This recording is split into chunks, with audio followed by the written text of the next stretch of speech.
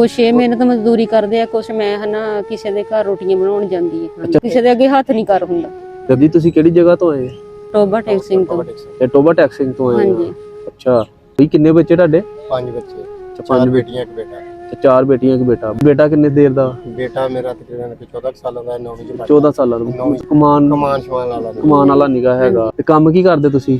ਕੰਮ ਮਿਹਨਤ ਮਜ਼ਦੂਰੀ ਹੈ। ਪਹਿਲਾਂ ਜੌਬ ਸੀਗੀ, ਜੌਬ ਛੁੱਟ ਗਈ ਹੈ। ਅੱਛਾ, ਕੁਛ ਇਹ ਮਿਹਨਤ ਮਜ਼ਦੂਰੀ ਕਰਦੇ ਆ, ਕੁਛ ਮੈਂ ਹਨਾ ਕਿਸੇ ਦੇ ਘਰ ਰੋਟੀਆਂ ਬਣਾਉਣ ਜਾਂਦੀ ਹੈ। ਅੱਛਾ, ਤੁਸੀਂ ਵੀ ਕੰਮ ਕਰਦੇ? ਹਾਂਜੀ, ਮੈਂ ਵੀ ਕਰਦੀ। ਤੁਸੀਂ ਕੀ ਕਰਦੇ ਬਾਜੀ? ਮੈਂ 2 ਟਾਈਮ ਰੋਟੀਆਂ ਬਣਾਉਂਦੀ ਹੈ ਕਿਸੇ ਦੀਆਂ, ਤੇ ਉਹ ਤੋਂ ਫਿਰ ਉਹ ਵੀ ਮੈਨੂੰ ਹਨਾ ਤਨਖਾਹ ਦਿੰਦੇ ਆ, ਕਿਉਂਕਿ ਬੱਚਿਆਂ ਦਾ ਗੁਜ਼ਾਰਾ ਤਾਂ ਭਾਈ ਕਿਸੇ ਤਰੀਕੇ ਨਾਲ ਚਲਾਉਣਾ ਹੀ। ਸਾਰੀ ਗੱਲ ਦੇਖੋ ਜੀ, ਬੱਚਿਆਂ ਵੱਲ ਦੇਖ ਕੇ ਤੇ ਨਹੀਂ ਰਿਹਾ ਜਾਂਦਾ ਹੈਗਾ, ਤੇ ਫਿਰ ਬੰਦੇ ਦੀ ਇਹ ਕੋਸ਼ਿਸ਼ ਹੁੰਦੀ ਕਿ ਚਲੋ ਨਾਲ ਆਪ ਜਿੰਨੇ ਜੋਗੀ ਹੈ ਕੋਈ ਬੰਦਾ ਆਪਣੇ ਘਰ ਵਾਲੇ ਦੇ ਨਾਲ ਕੋਈ ਸਾਥ ਦੇ ਦਿੰਦਾ ਵਾ। ਹਾਂਜੀ, ਇਦਾਂ ਹੀ। ਤੁਸੀਂ ਬਾਜੀ ਪਿੰਡ ਦੇ ਵਿੱਚ ਹੀ ਕਰਦੇ ਕੰਮ ਕਿਸੇ ਦੇ? ਹਾਂਜੀ ਭਾਈ, ਪਿੰਡ ਦੇ ਵਿੱਚ ਹੀ। ਅੱਛਾ। ਮੈਂ ਵੀਰੇ ਇਹੀ ਕਰਨਾ ਚਾਹੁੰਦੀ ਆ ਕਿ ਮੇਰੇ ਬੱਚੇ ਜਿਹੜੇ ਬਾਹਰ ਅੰਦਰ ਜਾਂਦੇ ਆ ਇਕੱਲੇ ਨਾ ਜਾਣ, ਤੇ ਮੈਂ ਆਪਣੇ ਬੱਚਿਆਂ ਦਾ ਖਿਆਲ ਕਰਾਂ। ਤੇ ਚਲੋ ਇਹ ਕੋਈ ਕਾਰੋਬਾਰ ਆਪਣਾ ਕਰ ਲੈਣਗੇ ਤਾਂ ਘਰ ਚ ਚਲੋ ਥੋੜੀ ਜਿਹੀ ਸਕੂਨ ਹੋ ਜਾਊਗਾ, ਗੁਰਬਤ ਖਤਮ ਹੋ ਜਾਊਗੀ, ਜਿਹੜੀ ਕਿਸੇ ਦੇ ਅੱਗੇ ਹੱਥ ਕਰਨਾ ਮਜਬੂਰੀ, ਕਿਸੇ ਦੇ ਅੱਗੇ ਹੱਥ ਨਹੀਂ ਕਰ ਹੁੰਦਾ। ਦੇਖੋ ਮੇਰੀ ਭੈਣ, ਪਹਿਲੇ ਤੇ ਮੈਨੂੰ ਇਸ ਚੀਜ਼ ਦਾ ਬੜਾ ਹੈ ਕਿ ਤੁਸੀਂ ਇੰਨੀ ਦੂਰ ਮੇਰੇ ਕੋਲ ਸਫ਼ਰ ਕਰਕੇ ਆਏ ਆ। ਹਾਂਜੀ। ਤੁਸੀਂ ਕੋਈ ਵੀਡੀਓ ਵਗੈਰਾ ਦੇਖੀ ਸੀ? ਹਾਂਜੀ ਭਾਈ, ਤੁਹਾਡੀ ਵੀਡੀਓ ਦੇਖੀ।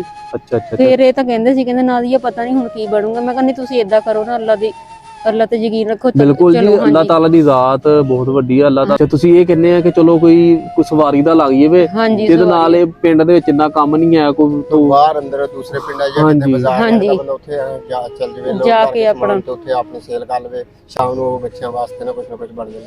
ਬਾਈ ਦੂਸਰੀ ਹੈ ਨਾ, ਕਿਰਾਏ ਦੇ ਮਕਾਨ ਦੇ ਵਿੱਚ ਬੈਠੇ ਆ, ਤੇ ਜਦੋਂ ਮਹੀਨਾ ਪੂਰਾ ਹੁੰਦਾ ਫਿਰ ਕਿਰਾਇਆ ਆ ਜਾਂਦਾ ਵਾ, ਕਿਰਾਇਆ ਵੀ ਦੇਣਾ ਹੁੰਦਾ। ਸਾਡੀ ਬਸ ਇਹੀ ਹੈ ਬਾਈ, ਸਾਡਾ ਰੋਜ਼ਗਾਰ ਚੱਲ ਜਾਵੇ, ਸਾਨੂੰ ਹੋਰ ਕੁਝ ਨਹੀਂ ਚਾਹੀਦਾ, ਬਸ ਸਾਡਾ ਰੋਜ਼ਗਾਰ ਚੱਲ ਜਾਵੇ।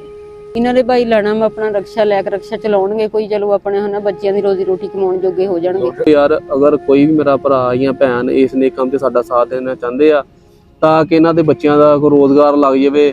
ਭਾਈ ਹੁਣੀ ਵੀ ਬਿਮਾਰ ਰਹਿੰਦੇ ਆ, ਉਹ ਕਹਿੰਦੇ ਕਿ ਚਲੋ ਯਾਰ ਮੈਂ ਕਿਸੇ ਕੋਲੋਂ ਤੁਹਾਡੇ ਕੋਲੋਂ ਮੰਗਦਾ ਨਹੀਂ ਕੁਛ ਵੀ, ਤੇ ਉਹ ਕਹਿੰਦੇ ਮੈਨੂੰ ਸਿਰਫ ਸਵਾਰੀ ਬਣਾ ਦਿਓ ਤਾਂ ਕਿ ਮੈਂ ਬਾਹਰ ਨਿਕਲ ਕੇ ਆਪਣੇ ਬੱਚਿਆਂ ਦਾ ਨਾ ਰੋਜ਼ਗਾਰ ਕਮਾ ਲਵਾਂ। ਇਨਸ਼ਾਅੱਲਾ ਮੇਰੀ ਭੈਣ, ਅਸੀਂ ਕੋਸ਼ਿਸ਼ ਪੂਰੀ ਕਰਾਂਗੇ ਕਿ ਜਿੰਨੀ ਜਲਦੀ ਹੋ ਸਕਦਾ ਵਾ ਤੁਹਾਡੇ ਵਾਸਤੇ ਆਸਾਨੀ ਪੈਦਾ ਹੋਏ। ਬਾਕੀ ਤੁਸੀਂ ਦੁਆ ਕਰਨਾ। ਤੁਸੀਂ ਆਪਣਾ ਲੈ ਲਿਆ ਸੂਟ ਈਦ ਦਾ?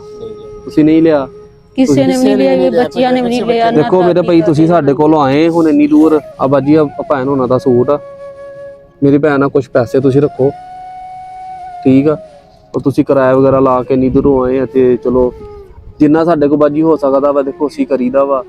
ਬਾਕੀ ਅੱਲਾਹ ਤਾਲਾ ਦੀ ਜ਼ਾਤ ਬੈਠੀ ਹੋਈ ਆ, ਬਹੁਤ ਐਸੇ ਬੰਦੇ ਆ ਜਿਹੜੇ ਇਸ ਨੇਕ ਕੰਮ 'ਚ ਸਾਡਾ ਸਾਥ ਦੇ ਰਿਹਾ, ਉਹਨਾਂ ਦੇ ਹੱਕ ਅੰਦਰ ਦੁਆ ਕਰ ਦੇਣਾ ਤੁਸੀਂ। ਬਾਕੀ ਇਹ ਦੁਆ ਕਰੋ ਕਿ ਤੁਹਾਡੇ ਵਾਸਤੇ ਕੋਈ ਅੱਲਾਹ ਤਾਲਾ ਵਸੀਲਾ ਪੈਦਾ ਕਰੇ,